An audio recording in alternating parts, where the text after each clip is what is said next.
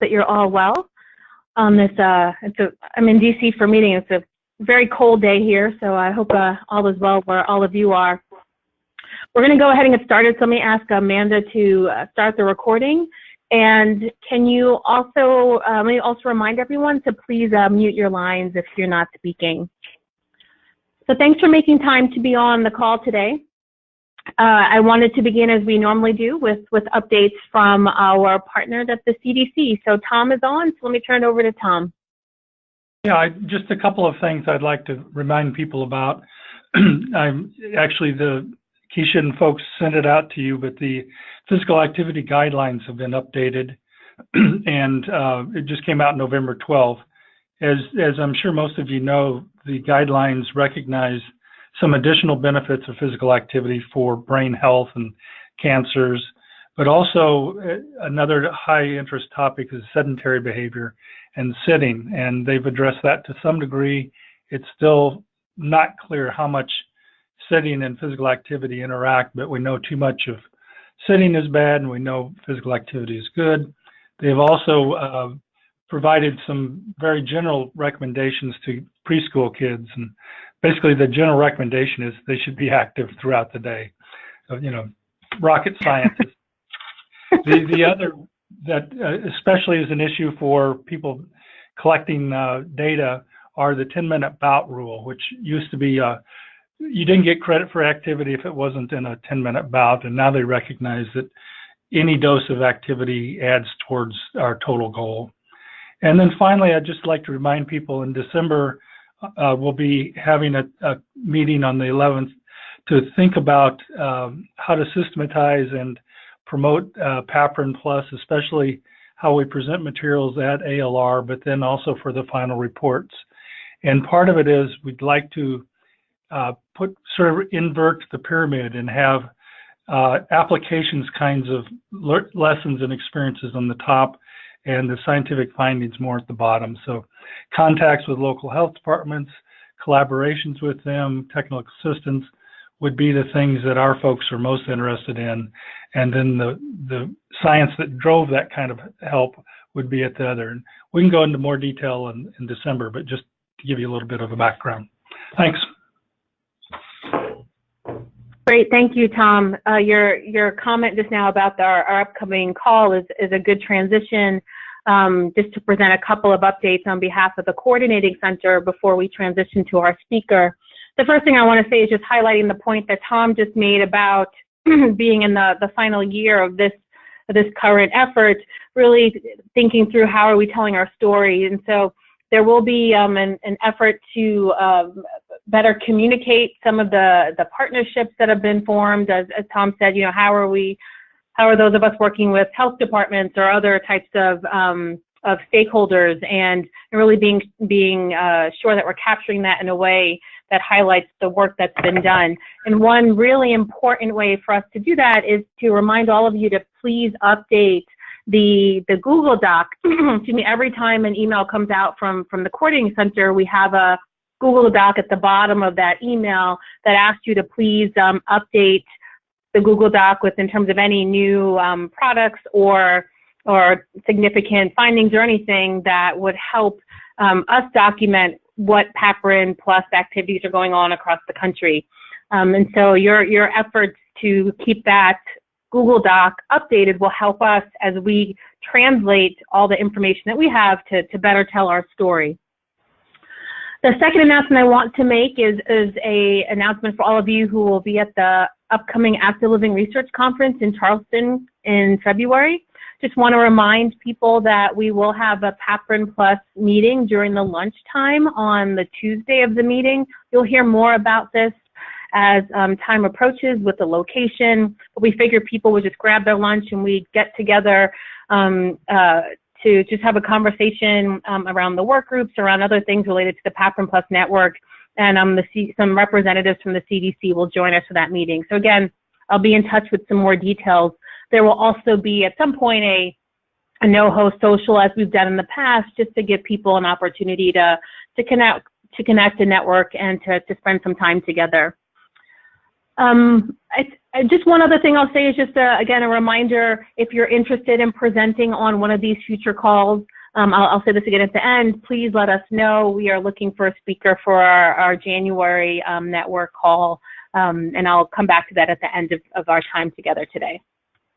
So that's all I have, and part of the regarding the coordinating center. Amanda, do you have any updates, the work groups you want to say before we transition to Jeff? I don't have any specific updates for the working group. Just a reminder that those are always open to new people to join. So just if you are interested, just send me an email. I'm happy to connect you with the group that you're interested in. So just as to summarize, we have working groups related to parks and recreation. There's a rural working group, workplace health promotion, parks and recreation, and we do have a complete streets, although that group is kind of meeting, doesn't have bi-monthly calls. There's just different projects going on with that group, so we haven't met for a while as a group. They're just kind of, again, working on projects. So if you are interested, just let me know, and I'm happy to get you signed up on those listservs. And I may have missed older adults as well. Great. Thank you so much, Amanda. Your comment on the various working groups is a great transition to our speaker today, who actually came to us as a suggestion from the rural work group. Dr. Jeff Whitfield, who's an epidemiologist with the Physical Activity and Health branch at the CDC, gave a talk on one of the rural work groups calls, and it was recommended that Jeff talk to the entire network. So we are thrilled that he is making time for us to present today. And I just wanted to turn it over to one of the co-leads of the rural group, Christian, to just say a couple of other words about Jeff and his talk today. So Christian, thank you. Yeah, thank you, Keisha, and hello, everybody. Yeah, I want to, on behalf of Renee and Renee Umstad-Meyer and Cindy Perry, the co-chairs of that group, this was a presentation. Jeff has been a real key partner, a real big picture, great voice to have with our group, real positive and helpful in moving along some of our work group goals, including one about finding and evaluating what's going on in rural areas that stand out as positive deviants in physical activity. So Jeff gave this talk with one of our recent meetings, and we thought it'd be great for the larger group to hear. So, Jeff, I will turn it over to you, and appreciate you making time for this. Hey, thanks, Christian. I appreciate it. Sure. Is my audio coming through okay? Yep, you sound great, Jeff. Excellent, thanks. All right, let me switch over to presenter here. All right, and while Jeff is getting ready to go, I want to remind everybody, please unmute your lines if you're not speaking, so that way we can hear Jeff clearly. Thanks. All right.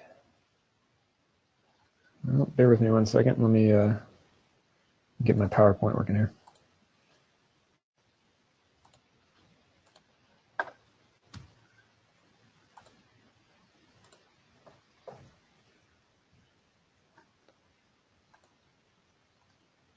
Okay.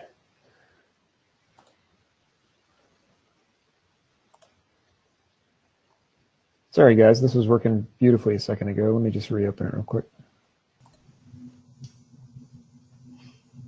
Yeah, we were able to see your slides earlier. I know there's two options where you can share the application or share your screen, so it's a little bit confusing, but your slides were up just a second ago, so I think it was working. Yeah, it was broadcasting well, but it wasn't giving me my notes page on the other monitor. So I'm just trying to restart it here. No problem. Oh, yeah. Cool. Hey, all right, here we go.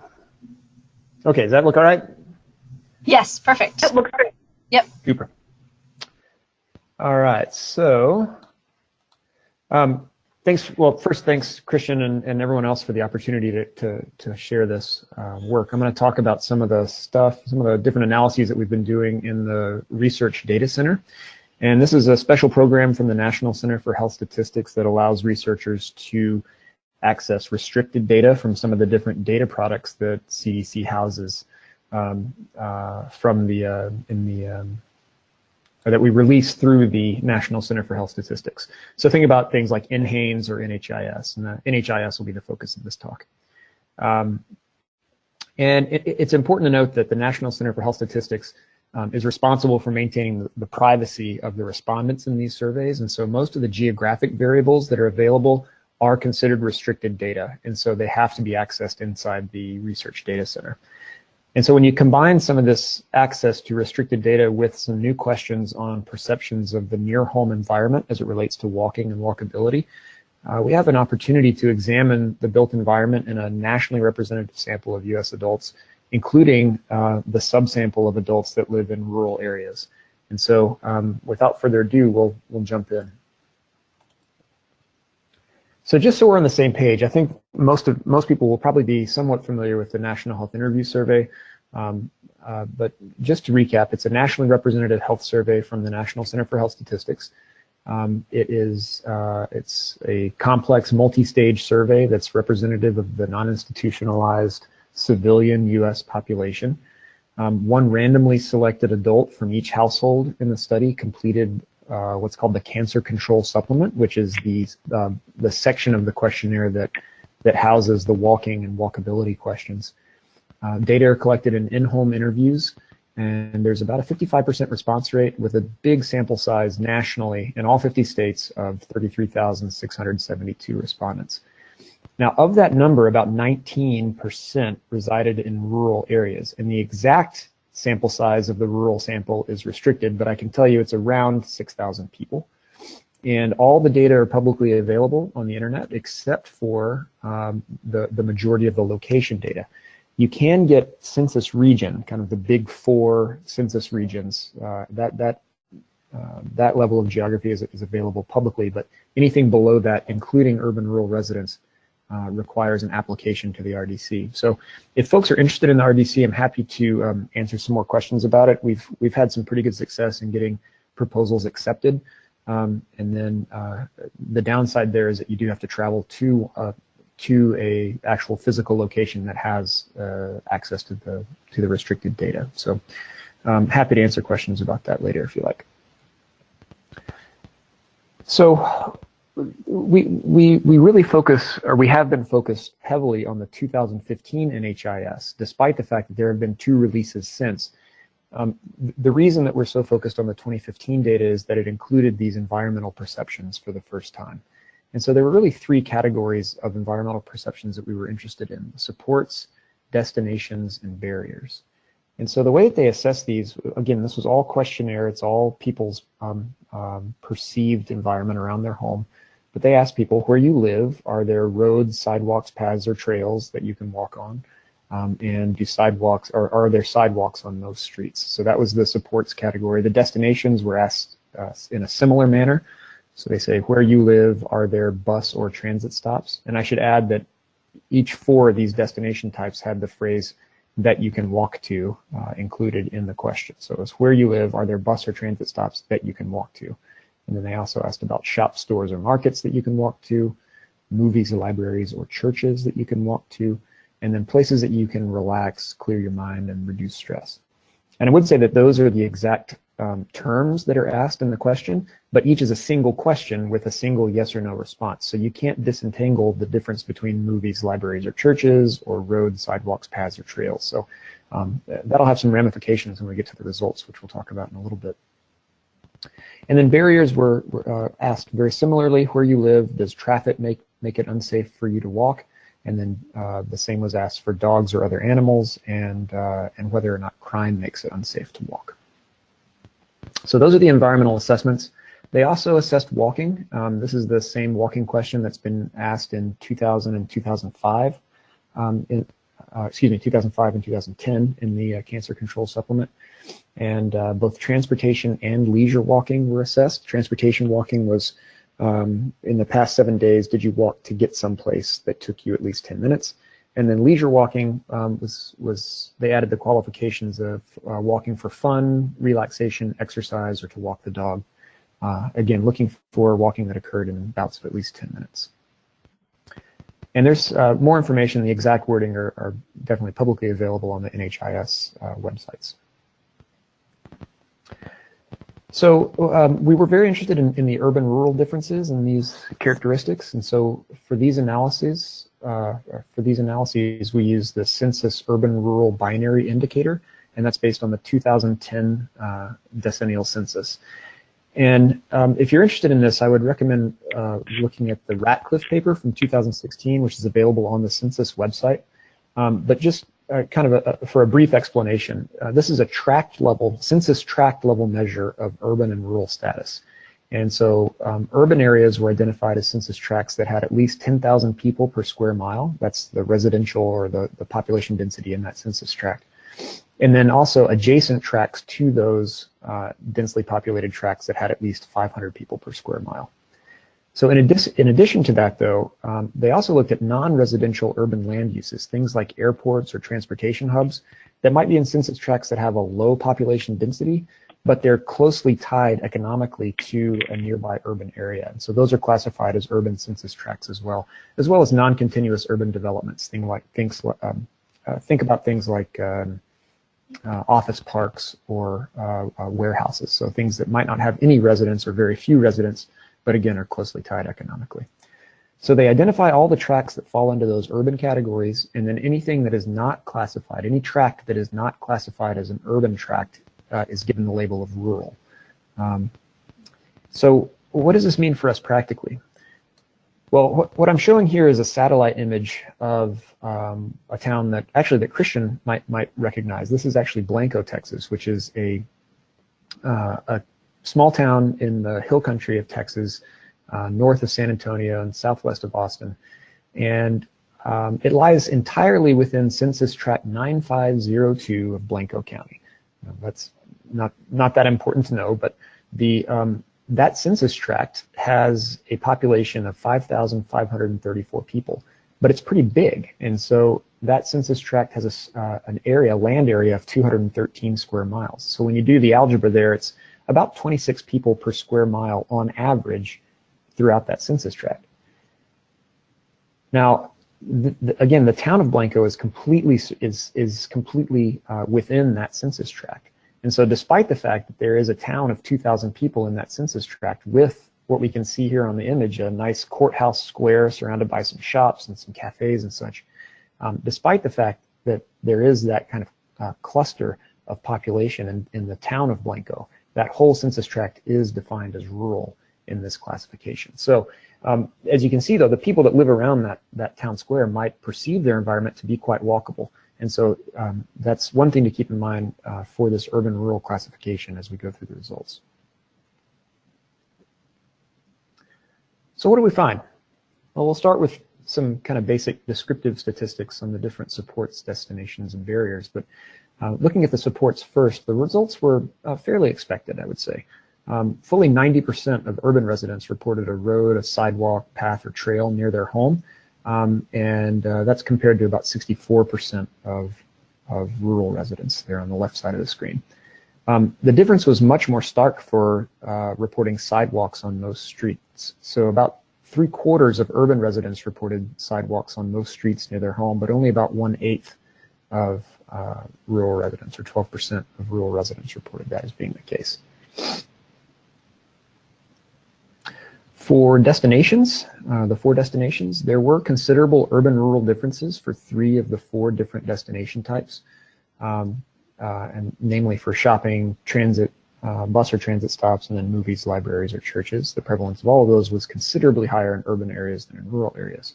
But if you look on the right side of the screen at the figures for relaxing places, the differences in urban and rural areas were much less pronounced. So about 3/4 of urban residents report having places near their home that they can relax or clear their mind, and about almost 60% of rural residents report having that same type of destination.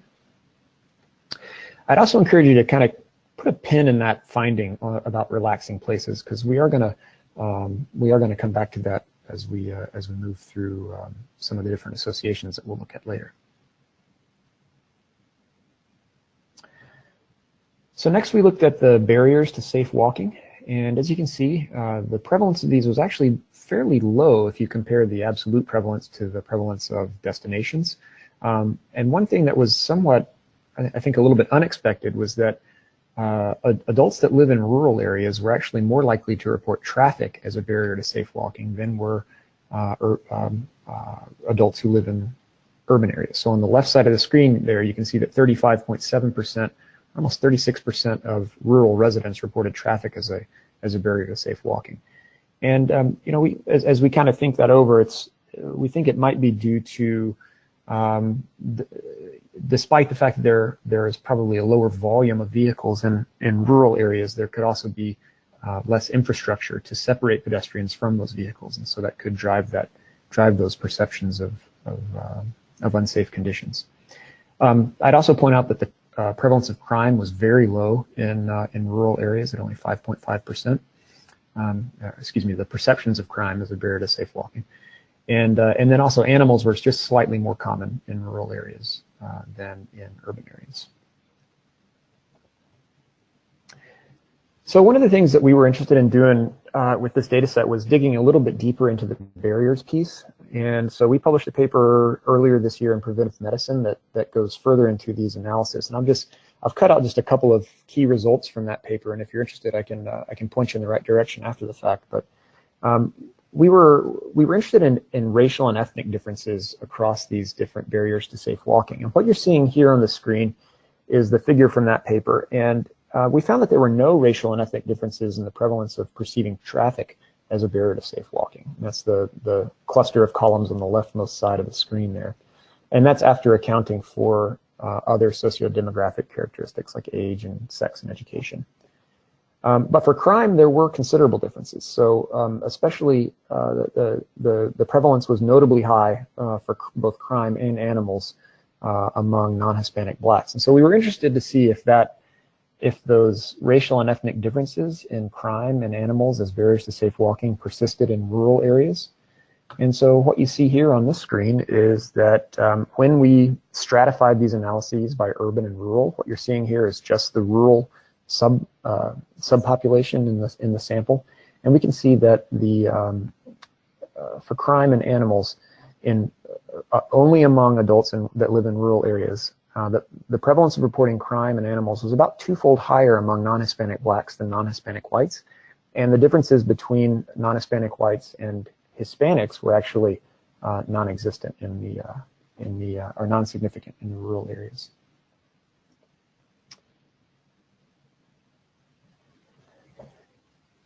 So next we turned our attention to the actual behavior of walking and how that differed in different geographic areas. And these results were published in another article from earlier this year in the American Journal of Preventive Medicine.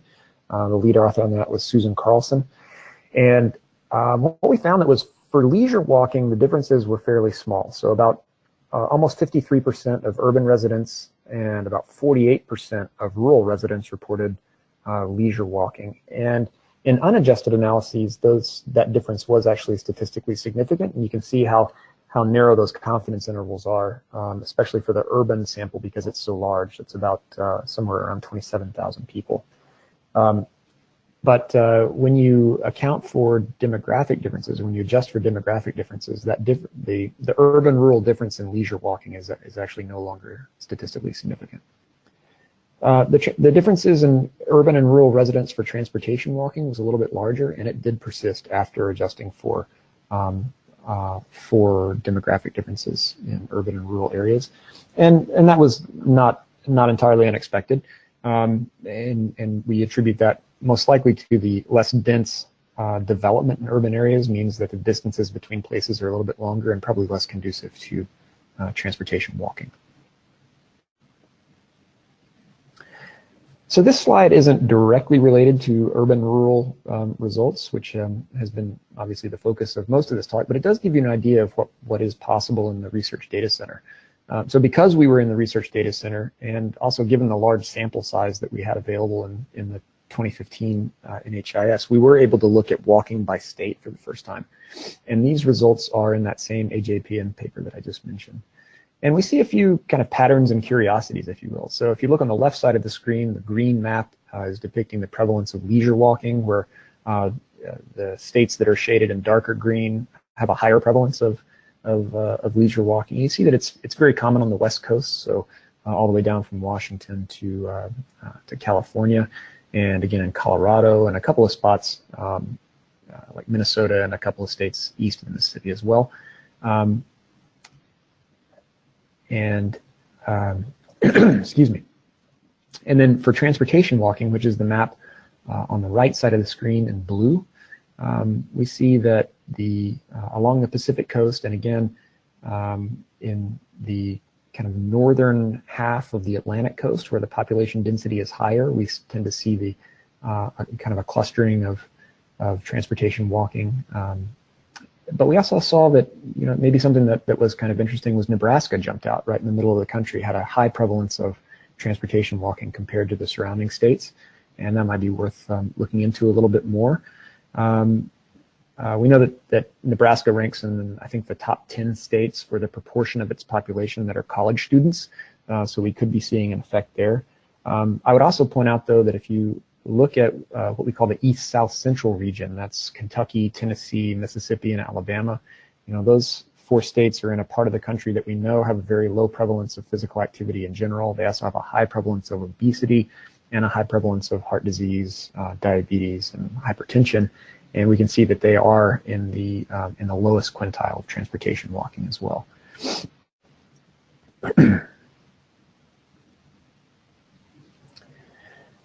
So just to finish up on the last couple of slides, I want to present a few of the associations that we calculated as well. So we were interested in looking at how those supports and destinations were associated with leisure walking and transportation walking separately in urban and rural residents. And so what we're going to look at first, this first slide is for leisure walking only. And these results come from a model where we put all 6 of the supports and destinations into the same logistic regression model. And so what you're essentially seeing is the association between each of those supports and destinations after accounting for the presence or absence of the other supports and destinations in the model. And so what we see here is that for leisure walking, roads, sidewalks, paths, and trails, and relaxing places were both associated with leisure walking. And this was true in both urban and rural residents. And I think it's also notable to point out the relatively strong association between relaxing places and leisure walking. And that was why I kind of asked to keep in mind the high prevalence of relaxing places on that previous slide. And so those who report having a relaxing place near their home that they can walk to were about 2 times more likely to also report leisure walking than those who don't have a relaxing place that they can walk to. And so when we kind of dug a little bit more into this, it seems like this item and that road, sidewalks, paths, or trail item that was also a very commonly reported item on the previous slides, they kind of act, they're almost like gates or enablers of walking. In other words, if you don't have these kind of bare minimum of support and this relaxing destination, then you're probably not likely to walk or to report walking in the NHIS. So next we looked at the associations with transportation walking. And in general, the differences here were more pronounced between urban and rural areas. So what we see, if you just focus on the green diamonds here, the ones that I've highlighted in this green box, for urban residents, sidewalks on most streets, and then all 4 of the destination types were associated with transportation walking, keeping in mind that that's after accounting for the presence or absence of the other supports and destinations. And that really aligns nicely with what we see from the community guide the recent community guide recommendation to create safe and easy connections to everyday destinations. So linking those everyday destinations with useful and convenient multimodal transportation networks. And then for rural residents and transportation walking, keeping in mind that the prevalence of transportation walking was fairly low in rural areas, we did see associations though with that roads, sidewalks, paths, or trails item. and then also for two destination types, so movies, libraries, and churches, and relaxing places. And so this kind of points out a need, I think, perhaps for some more follow-up, because it would be interesting to see which of those components are driving this association. So, is it the roads, is it the paths or trails? Sidewalks were so uncommon in rural areas that's probably not what's driving the association. But again, is it movies, is it libraries or churches? Perhaps some additional testing along those lines would be interesting in future surveys. And with that, that's about all I have for you. We do have some of these results are currently under review at a journal, and so there are some additional analyses that look at the impact of barriers in some of those associations between supports and destinations and walking. But we'll probably keep those in our back pocket until that paper is published, if you don't mind. So with that, thank you for your time and attention. I'm happy to answer any questions. Great. Thank you so much, Jeff. This is Keisha. Really appreciate your talk, and I know I have several questions, and I'm sure others have questions as well, and I'll encourage Christian to share any insights in addition in terms of these data. I was wondering if I can just start with one question for you, Jeff, that you mentioned during your talk. I know people have asked me about the RDC and a bit about the processes, and you alluded to it a little bit, but just wondering if you can just say a little bit more about how people on the phone are interested in looking at data that are available through the RDC. What is that process? Any insights you can share would be appreciated. Yeah, for sure. The process is not overly complicated, but there is a review process involved that can take some time. So if you have some interest in the different variables that are available, certainly all of the code books and all the variable lists are from things like the National Health Interview Survey and NHANES are available online, so you can kind of form your hypotheses by looking at those. And then if it's a question that's particularly amenable to something like an urban-rural stratification or looking at state-level estimates, then the next steps involved would be to download or to get the RDC application form from the RDC website. And it almost reads something like a grant proposal, I would say. So you have to very clearly specify your aims. They want a data dictionary for the different variables that you would be downloading and using from the different survey products that they have available. And then also a very clear explanation of what you intend to take out of the research data center, because that's really going to drive whether or not your proposal gets accepted.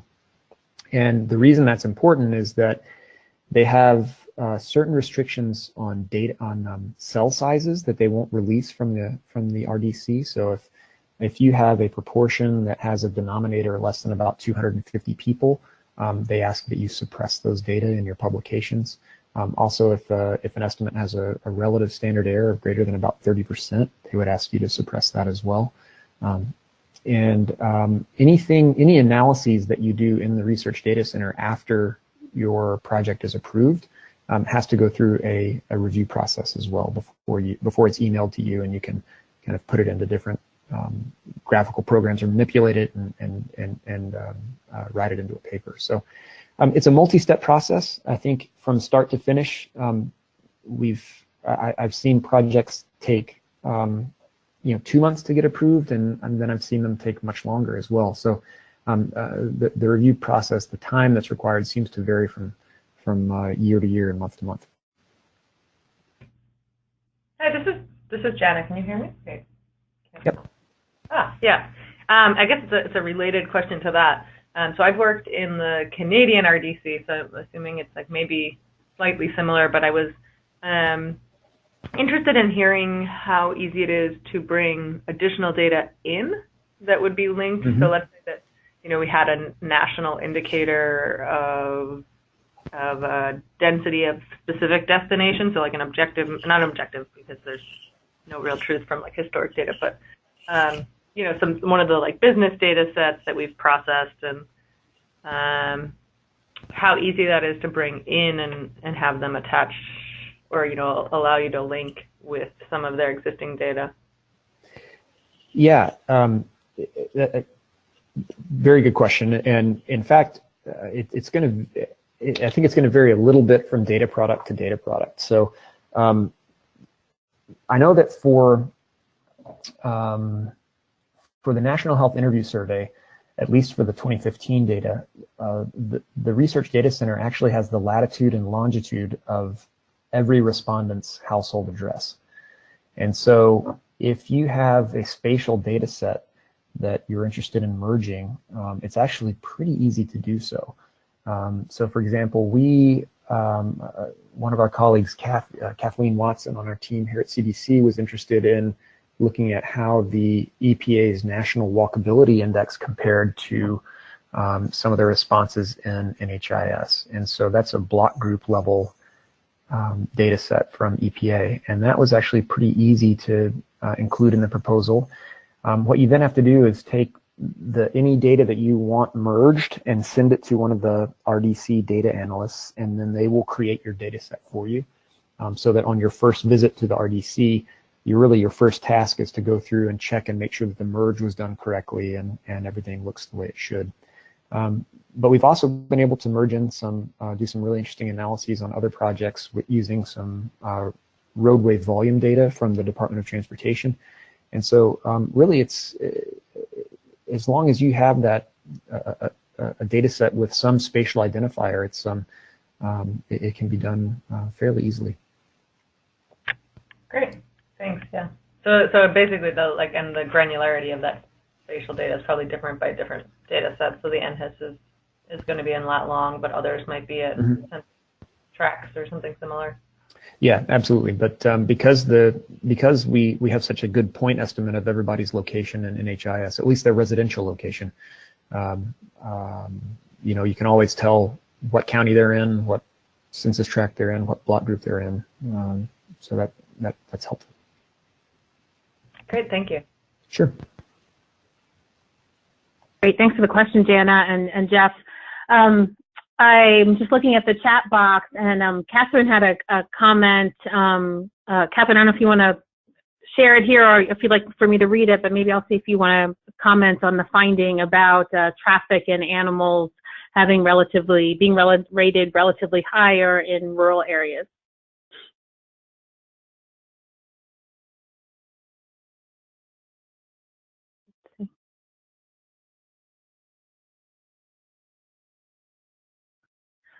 I don't know if Catherine's on mute. I'll maybe just jump in and just her comment. She was saying, Jeff, I don't know if you can see it, but just that she said she's heard from local folks that traffic is a barrier because there may just be one high-speed state highway that goes through a town, and so because of the fast-moving traffic, that could be an issue. And also, she mentioned tribal reservations in terms of the presence of animals. I don't know if the data you have allow additional analyses to look at differences in terms of tribes or to see how these associations are working in those locations. Yeah, this particular analysis, we weren't able to dig any deeper on it. We actually are working right now to merge some additional, as I said before, some additional roadway volume data from the DOT. And so we might be able to start to tease out if there's if the associations between perceiving traffic as a barrier to walking, is the association between actual measured roadway volume and the perceptions of traffic as a barrier, is that association different for urban and rural residents? And my hunch would be that it would be different.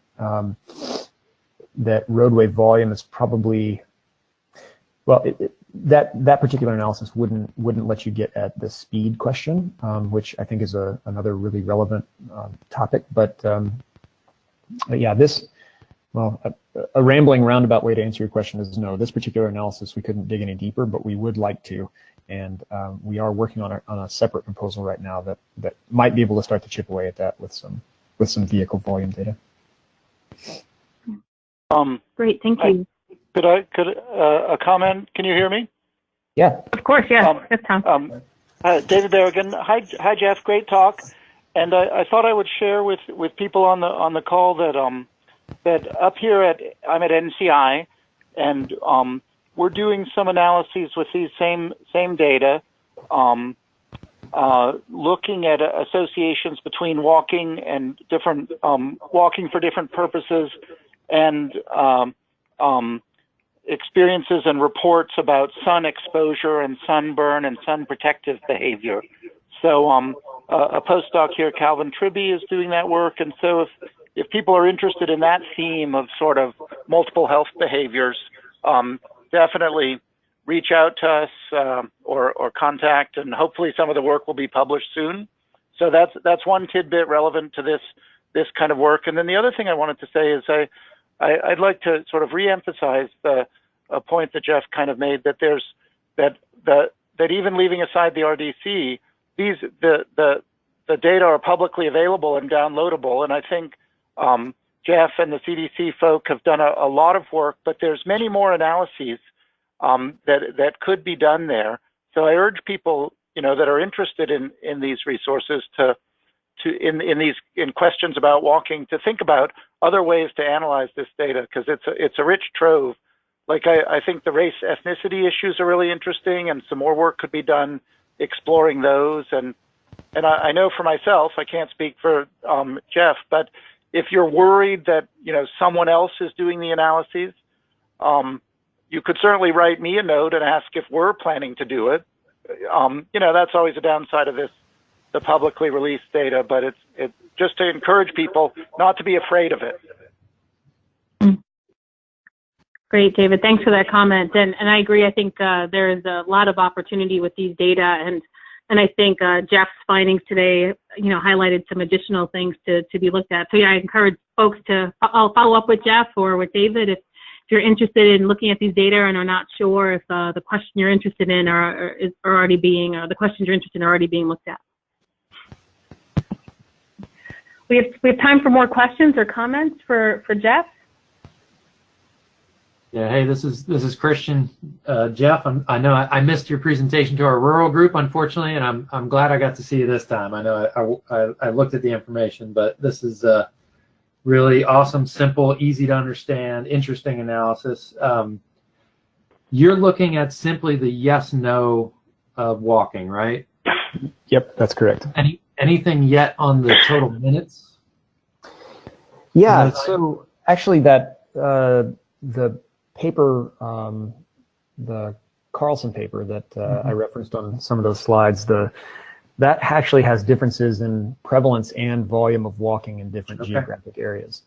And one thing I would mention, if I remember the results correctly, is that despite the fact that there was a slight difference in prevalence of walking, once people were walking, they seemed to do a similar amount of minutes in urban and rural areas. So the prevalence was different, but the volume was similar.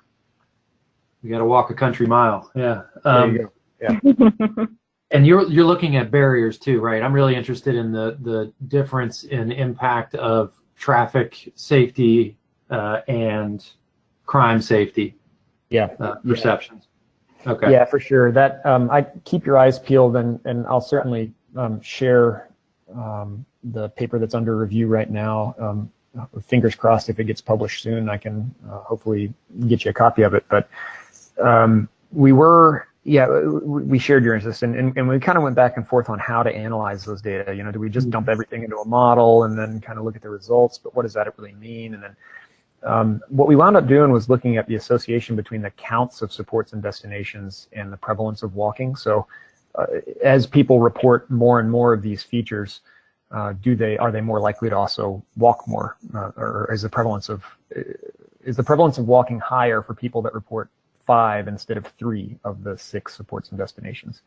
And then we stratified by the presence or absence of barriers to see if barriers modified that association between the count of destinations and supports and the prevalence of walking. And we actually ran into some technical problems there, namely because the prevalence of crime in rural areas is so low that when you start to stratify, but when you take the already smaller rural sample and then divide it again by those that report crime as present versus absent, we actually run out of sample size, and we don't meet some of those minimum qualifications to get our data out of the RDC. And so we couldn't really answer the question for crime in rural areas, but in urban areas, it did seem like crime had an impact on leisure walking, but not transportation walking.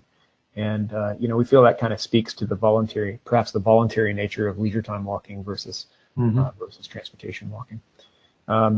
But for the rural findings, we didn't for traffic and animals. I don't believe we saw many differences there. Yeah, interesting. And this was 2015, so I'm wondering if this is where oftentimes when I'm talking to people about the opiate issue in rural America, this is the intersection. And I've seen just from on the ground work a lot more impact of those people out there, right, that are making me feel unsafe so I don't go for a walk. I think that's fascinating to look into over time too. Yeah, that's a good point, Christian. And I think it also it's worth mentioning that, well, first off, I would say David Berrigan, who just made a insightful comment there about using these data, is actually partly responsible for having the data in place to begin with. And so the folks up there at NCI are hugely instrumental in getting the cancer control supplement put together. And there were a suite of other people, a team of folks that came up with these questions and got them included on NHIS 2015 to begin with. But we have been working with David and his team a little bit to try and get these questions repeated in future editions of NHIS. Yeah. And we certainly can't make any promises because fairly early in the process, but our fingers are crossed, and hopefully we'll have a second data point at some point to look at some of those questions of change over time.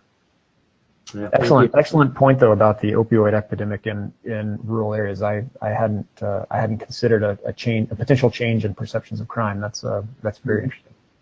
Yeah, we're feeling it, in West Virginia. So. Yep, I bet so. Yeah, good questions. Other questions or comments for Jeff? This is Christian. I was going to jump in if nobody has another one. Go for it, Christian. All right, thank you. Do you know if anybody's attempted any within region urban rural differences analysis, or does the N get too small, or? So let me think here. I think we looked at region by urban rural for some of those barrier pieces that's in the barrier paper that I mentioned before. We're currently working on another. We have several RDC irons in the fire right now. Yeah, sounds like it. Yeah, and we are attempting to look at trends in physical activity participation in urban and rural areas by census division, which, well, it's actually an expanded region. It's a census division that's slightly modified to better fit kind of cultural patterns on the East Coast. So we're trying to see if the prevalence of physical activity is changing at different rates in different parts of the country and in urban and rural areas. But that's just getting going, and hopefully we'll be able to have some results out this spring in one of the CDC vital signs that we have in the works. Awesome. Yeah, I bet someone like the Appalachian Regional Commission would be interested in, the Appalachian counties and things like that. That'd be fascinating. Thank you. There again, the restrictions from the data center would it'll be I don't foresee a time when we'll be able to do rural West Virginia versus urban West Virginia. Even when we combine years, that the rural sample gets pretty small. But groups of states, the East South Central Division would fit that. That's the kind of Kentucky, Tennessee. It would have parts of those states that you're interested in. Yeah, awesome. Thanks for all the work, Jeff. Absolutely, happy to do it. Great, thanks for those questions, Christian. Anybody have any final questions for Jeff?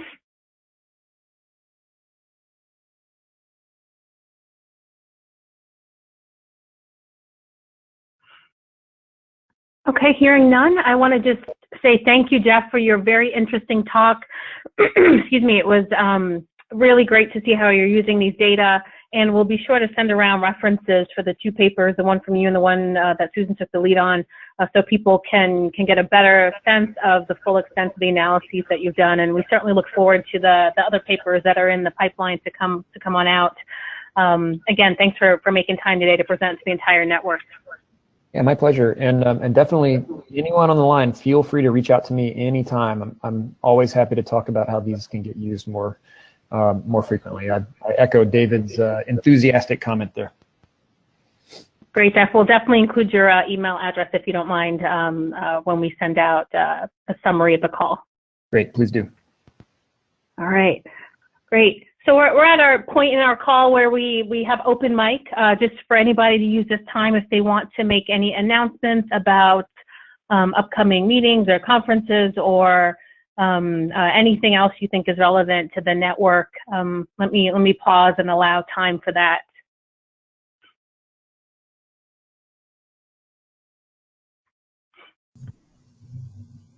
Keisha, this is Amanda. I'll just real quickly remind people that the early bird registration deadline for the Active Living Conference is tomorrow, so the November 30th. So make sure you get registered so you can pay less money. Woohoo! Hope to see you all there. Yeah, yeah, great reminder. And this is Jenna. I'm not sure if it was said already because I missed the very beginning, but at 2 o'clock, in 7 minutes, America Walks is having a webinar on active transportation for healthy communities. Yes, active, that's the entire title, sorry. I thought there was more. Active transportation for healthy communities from America Walks at 2 o'clock. So it's not, I have nothing to do with this webinar, but I am attending, so I just figured I would remind in case anybody has not seen the notice. I'll see you there. Yeah, thanks, Dana. Yeah, thanks for making that that announcement, Dana. We had not mentioned that earlier on, so terrific. Thank you. And I think you can still hop, if you go onto the America Walks website, there is a sort of, if you scroll down a little bit, you'll see something that says like register today, and you can log on for the webinar. Yeah, I guess I could also, it says right here, you could, let me just add I probably can just add this to the, well, they probably want you to register, but I can add you the phone number to the chat. Okay, great, thank you.